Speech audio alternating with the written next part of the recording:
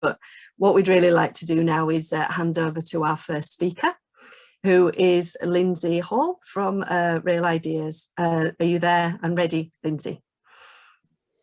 I am, and yeah, thank you very much, Ed and Francis, and hello everyone. It's this very strange sort of thing where you talk, and I know you're all there. I'm imagining all your lovely faces, but yeah, I can't actually see you, so it's slightly weird. So what I wanted to just sort of talk about a little bit was, well, I suppose a little bit about Real Ideas, what work means to us, I guess, and how we sort of sit, not just in the city of Plymouth, although we're very anchored there, but also beyond. So Real Ideas organisation, we were founded, a small group of us founded Real Ideas 14 years ago now, and we did it really in a way because I suppose at the end of the day, we wanted to be able to do the things that we wanted to do, which were really about trying to support people who had great ideas, and including the ideas we had, and find a way of making them real. And it wasn't, well, I still don't quite know of an organisation that's business model centres on that, which is, I think, probably slightly a strange thing. Most people have sectors they work with. We don't really have a sector. We genuinely start from problems that need solving, ideas to solve them, and then try and do something about them. And we wanted to do that because I guess we were sort of people who were basically saying that's the way we want to work. That's actually what we want to do. And we want to be able to have control over the structures and the way that power works and the way that communities, you know, we can help contribute towards communities.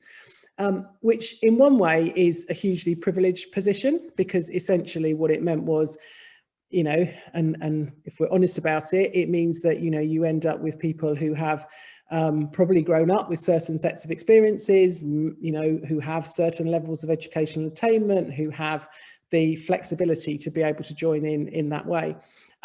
So it's, yeah, it's an interesting place to be a startup. It's not, I think starting things is brilliant, but I think we also have to think that there are lots of people who are really dealing with the basics and therefore maybe don't have quite the luxury to wander off into the world that we did.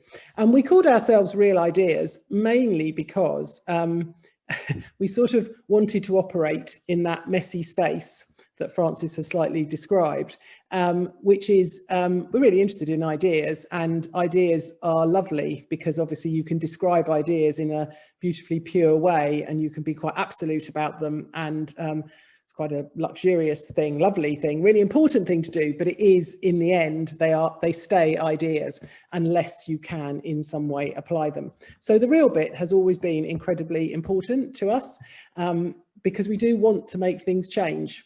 You know, some of the communities we work in, particularly Devonport in Plymouth, it's in the bottom 10% of indices of multiple deprivation.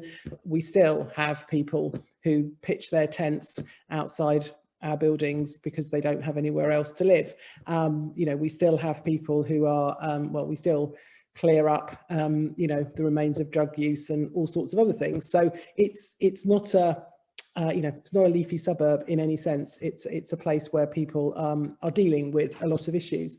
And we wanted to be there, and we wanted to sort of, yeah, try and see if there were ways of helping people have great ideas and really make some of them happen.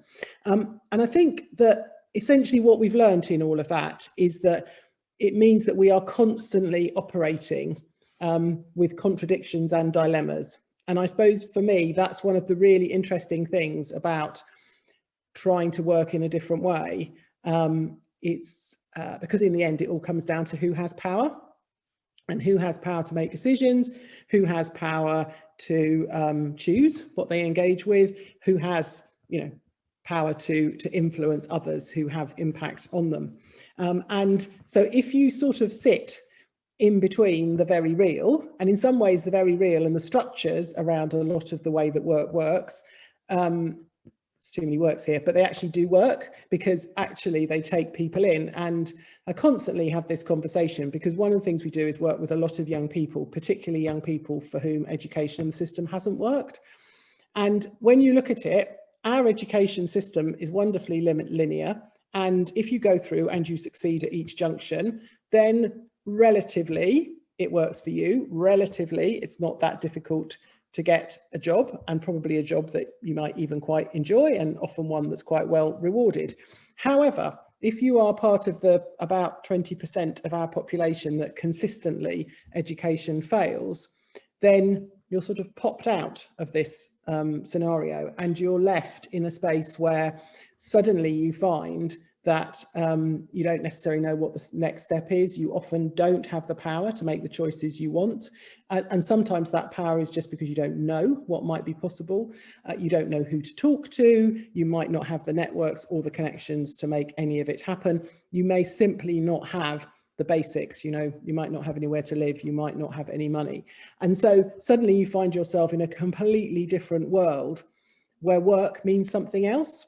And I suppose we've always been very interested in how do you solve that, not in a way that just means that for those young people we might be able to support, or anyone else in the industry that is now employability in our country, but actually how can you start to change some things so that you start to shift the bits that don't work, and you work in that middle space between the real and the ideas. So that's what we've been doing for quite a long time. We've got a lot of things wrong. And I suppose that's one of the things that I really wanted to sort of say at the beginning of this debate is I think we spend a lot of time talking about the things that work often, and I will talk about some that work, but I do also think we should spend more time talking about the things that don't work and the contradictions and the dilemmas. Because in my experience, we do lots of really great work with individual young people, and we've got some really brilliant stories. We also, at any one time, have young people for whom, for a range of reasons, actually the things that we are offering don't work either. And so I think how we all of us become more comfortable with being able to say that there is not one single way that works for everything or everyone. It has to be multiple, it has to be diverse, and what we need to do is to really enable people to find their own routes and their own journeys. So where we've ended up in our work with young people has been, we have a sort of phrase which is about interest, aptitude and passion. And that's that idea of, sure, you can go on a scheme which will train you to do something, pop you out the other end, and bit of luck, it'll connect with the job that needs doing. And you can earn some money and that's fine. However, for most of us, we sort of want work to be more than that, and we want work to connect with who we are. And so actually, one of the things that we sort of all have to learn is how can we find the things that link to the things we're interested in, the things that we actually are reasonably good at, we have some aptitude with, and passion. What's the thing that actually make us get up in the morning? And I've every now and then, you know, I've got to the stage in my life where every now and then people ask me about my career, which I always think is really weird because I don't think I've ever had a career. What I think I have done is to just be quite good at saying I'm going to keep doing the things that I am interested in, I think I'm reasonably good at, and that make a bit of a difference. And I believe really firmly, and I think as Real Ideas we believe, that actually what we're trying to do is unlock with people the ability to see that in themselves, to recognise it into others, and then to harness that as we begin to move forward in this messy space that exists between lovely clean ideas, very structured sort of real world. So how do we glue those things together and try and make them work? In the context of Real Ideas, that has meant that we have spent, and we still spend, a lot of time thinking about how do we organise ourselves in a way that doesn't perpetuate the hierarchies and the barriers and the weird silos that so often mean that work isn't a great place to be. So we do have quite a flat management structure. We've always spent quite a lot of time doing that, which is really interesting because we have now grown from an organisation of handful of people to one that employs, well, actually just over 100 people now.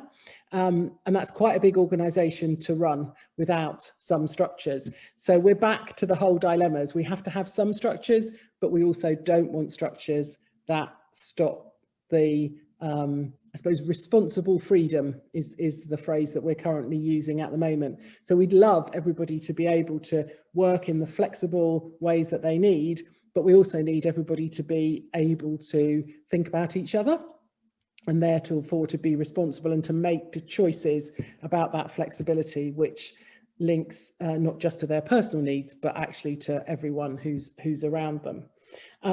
And I suppose where that then sort of takes us is into how does that, all of those types of philosophies and all of those issues start to apply in the places that we work. So one of the things I want to talk about a little bit is some really interesting work that a number of us in Plymouth have been involved in for, I think, probably the last 3 years, which has really been questioning the concept that a successful economy is only measured by growth in GDP, growth in gross domestic product. So normally, I'm sure everybody's aware, essentially what happens is a sort of weird equation is done, which essentially says that, you know, if you're in an economy which has more jobs and better paid jobs, then, you know, your economy is going in the right way. And that's not to say that good and better paid jobs aren't a good thing. But the problem is, if wealth comes in such a way that actually it makes it look as though wealth is actually coming into a place, but really when you dig under the surface, what you find is that only the top, maybe 20% of people are actually benefiting from better wages and better conditions. And then what you find is the bottom 20%, guess what? Nothing's changing for them. It's flat. It's just the same as it's always been. And so this has been the situation in Plymouth. It's the situation in most of the economy for a long time. And so we've been working with the Plymouth Growth Board, which is a very interesting amalgam of people in big industry, big companies, private industry, the public sector and the third sector, to say, is that what we want for Plymouth? Are we okay with that being the thing that we measure, or do we actually want to say, no, we need some other measures? We actually do need for that wealth to be more equally spread, or for us to find another way to allow people to be better paid and better treated in the work that they do. And we spent about 3 years going round and round and round in circles, sort of inching along, because obviously what that involves is people changing their position, and at a theoretical, at an ideas level, they've all been terribly supportive all the way down the line. But as soon as you've started to say, okay, we now want to make this real, of course things change, because actually therefore behaviours have to change, and actually somewhere in that power shifts.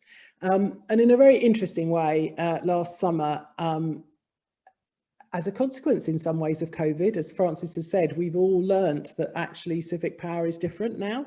And suddenly we went from a sort of rather theoretical, yes, we'll have a charter, yes, we'll all buy into it, but it'll be this thing we do over there, to actually, no, this needs to be at the heart of Plymouth's recovery strategy. And it needs to be, you know, it needs to be something that we all adhere to. So I'm now running out of time, so I'm going to just wrap up very quickly by saying, so where we've now ended up with is that the Resurgam Charter is an inclusive growth charter, and it has some really quite bold commitments that we are asking not just, you know, small committed social enterprises to make, but actually the big companies and the big, you know, the big public sector folk too. Over 100 people have signed up. So I feel like it's good news, but I also know that in the contradictions and the dilemmas that we will find all sorts of things where we're going to trip ourselves up as we go too. But anyway, at least we're heading a little bit in the right direction. Great, thank you, Lindsay. And I just wanted to, a couple of things that really jumped out to me there. I think education, obviously an important part of giving people and creating power communities. Something about a sort of flat structure and a culture of democracy and social enterprises, which I always find really interesting and something to keep working through. But then there's that really nice sort of, you know, numinous idea of sort of slightly dual power of how you're working sort of within the state as well as beyond and against it, which is really, really important part of partnership. Francis, I'll hand back to you.